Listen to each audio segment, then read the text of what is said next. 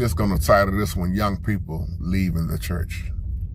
Young people who have left the church. I want to give a shout out to my man, Jamel, and his beautiful wife, beautiful family, who's slaving in the ministry, working hard, teaching, leading, outreaching, you name it. Shout out to you. Shout out to y'all, Jamel and family. I meant to ask you what was your wife's name when I was looking at y'all live, but forgive me for that. But my beautiful sister, shout out to you too. I asked them a question on what advice or what would you say to all the young people who are leaving the church now. Now, don't get me wrong. It's a lot of them in what I like to call this new style, this new age of church, with the flashing lights and the performing all the time. And you dress this way now. It ain't so much of you wearing suits now. And his wife hit the nail on the head. I mean, I don't even think she could have said that a better way about reaching the young people. And I had left a comment while they was talking still about how can we reach the young people that we can't even reach the older people? Because a lot of the older folks are stuck in their ways and stubborn. And I understand why. I'm not talking bad about my elders, and I'm not talking about all of them, because I know some that have changed.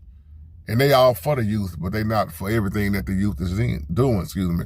And Brother Jamel and his wife was making a good point about the songs, what got us through in our generations, those who are 40 and up, 50 and up, those who are 60 now, 60 and up.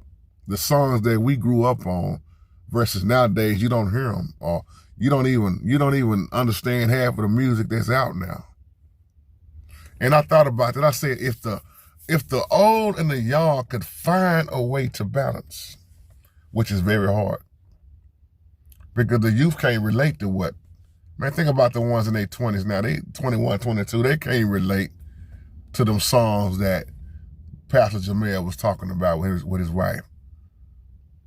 Them songs and them old hymns and them old songs that brought all us through, that listened to it. And you see the messages that are being sent, like Pastor Jamel was saying, they not even talking about salvation no more, repenting. I just said this the other day, fire and brimstone messages, deliverance. Where is the delivering ministry? And that's why you see more and more people doing outreach, because the in reach is messed up. If you can't reach in, how you gonna reach out? And I thought about missionary, Paul work. Paul, go get Titus, go get Timothy, go get Barnabas, the help that he used. Even though there was disagreements, they may have went their separate ways. You're gonna have disagreements in ministry. You're gonna have disagreements, period. But I thought about the young people, and the message that I see being sent is be cool, be hip. It's more about the music than the salvation. And somebody sent me this video. This video is so powerful. This man was, I guess he was invited to this church, but this brother stood up with his Bible. I guess he had realized he was in a gay church. He saw the LGBT, the pastor didn't even look right. And he was just promoting sin pretty much. But the brother got up and did an open rebuke. The usher came and asked him, sir, can you leave? Can you come with me? We need you to come with me. He said, I don't want to go with you. He stood up and talked about repentance, salvation. Y'all not right. He went to quoting about homosexuality will not inherit the kingdom. He went down the list, and boy, they did not like it. And they did not want that man in that church.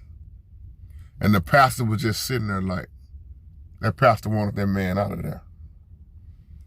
When you got men of the faith that are staying bold like that, they don't care if it's LGBT, they don't care who's sitting in there. That's what you need. Young people are getting sent the wrong message nowadays. I'm not talking about everybody sending the wrong message. But see, let me just throw this out here. When Jamal Bryant made this statement talking about we need to grow weed in front of the church, y'all know he said it.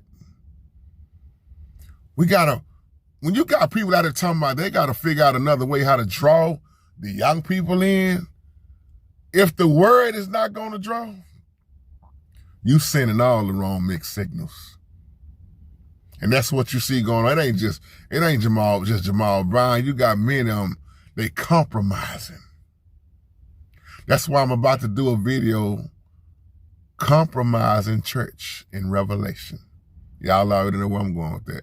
But just give me your thoughts, family. I love y'all, and have a blessed day. Shalom.